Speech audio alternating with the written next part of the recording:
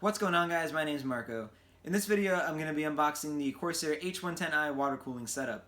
I'm excited about this setup as it's my first water-cooled setup ever in a build before. In the future, I would like to delve into custom water loops and all that good stuff there, but for now I'm going to stick with the AIOs as they are a little bit easier to set up for a beginner.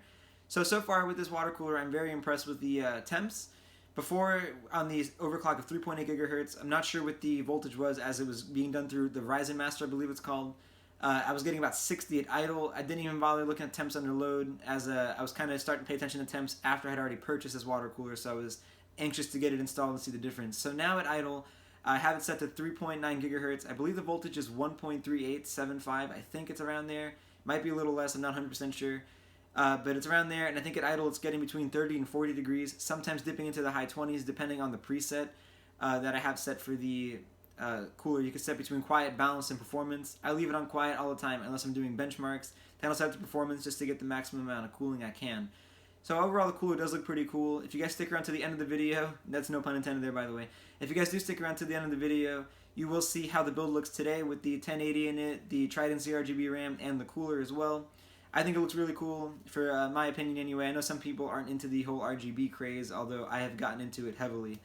So yeah, guys, that's pretty much it there. The the processor, like I said, is running at 3.9 gigahertz. The RAM is at 2933, as I'm having a heck of a time getting it to go past that while running stable, even with the newest BIOS for the B350 Tomahawk Arctic motherboard. And the graphics card is the Asus Strix, as you guys might have seen in my previous unboxing, GTX 1080. So I do have that in OC mode, so I think it's getting up to 2 gigahertz core clock. I think that's what they say anyway. I'm not sure if that's really what it's getting. But it is running quite hot in my opinion. The fans are peaking at 68% in the stock OC mode, and it's getting around 83 degrees. So that's a bit too hot for my comfort there. But I think it has to do with the mounting of the water cooler and all that pushing the hot air from the CPU into the graphics card there.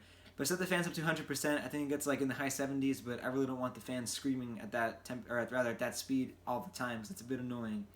So guys, I'm gonna stop talking about all that and get right into the unboxing there. And like I said, if you guys stick around after the unboxing, you will see how the PC does look today in its current state.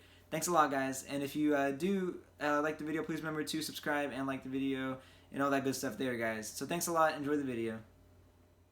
Alright, guys. So here's the box right here for the Corsair H110i.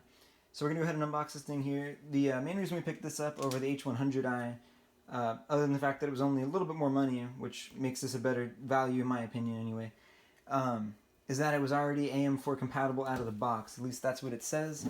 Hoping that's the case. You guys can see that right here on the bottom. It says AM4 compatible, so to me that sounds like it should just work. So yeah, we're going to go ahead and just open this guy up right now.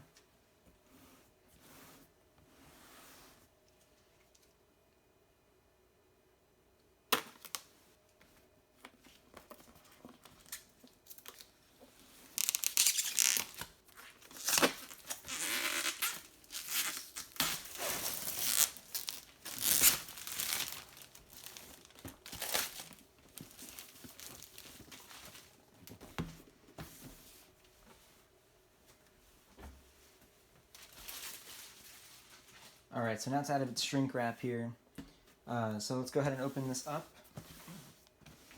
We can see where it opens from. Maybe on the sides, perhaps. Yep, looks like that's a good start there. Alright. So we got this opened up now. Let's see what we got inside the box. So this talks about our warranty here. This looks like it's for Australian consumers, though it says on it, so not worried about that here in the US. Some more warranty information here. Here is what looks to be a Quickstart guide, so that should help us out with install. This is actually my dad and I's first water cooling setup ever here. We've never done an AIO. I've never done an AIO. He's never done an AIO, so nor a custom loop for that matter. So this is a pretty big step for me here. My first water cooling setup, so I'm pretty excited about it. Let's go ahead and open this up here. See what we got. So I want to take this little thing out as a whole. It looks like this is like a shell.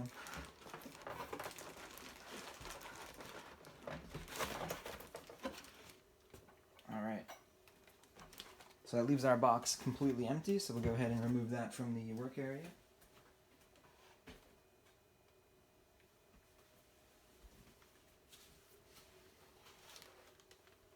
Let's see what we got over here.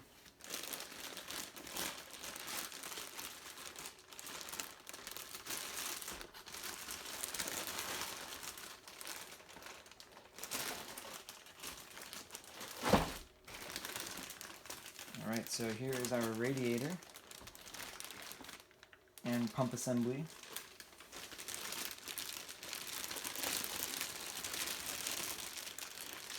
I'll make sure I'm handling this properly. I don't want to create any leaks or anything like that.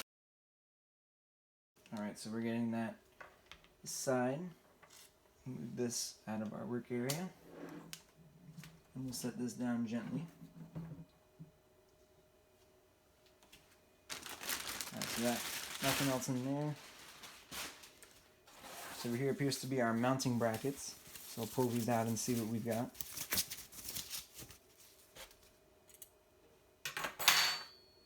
So it looks like our assortment here of mounting brackets.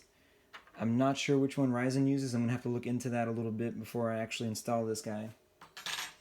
But apparently this is supposed to work with it. One of these is the correct one. So hopefully it's the truth. I think this is our Corsair link cable here for the RGB and other settings like pump speed and all that stuff. Here's one of our fans here, really big 140mm fan. So there's that.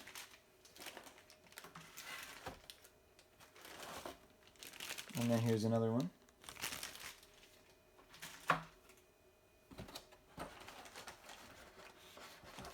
Alright, that's everything out of here. So here's the hardware here we're going to be using, it looks like, to mount everything.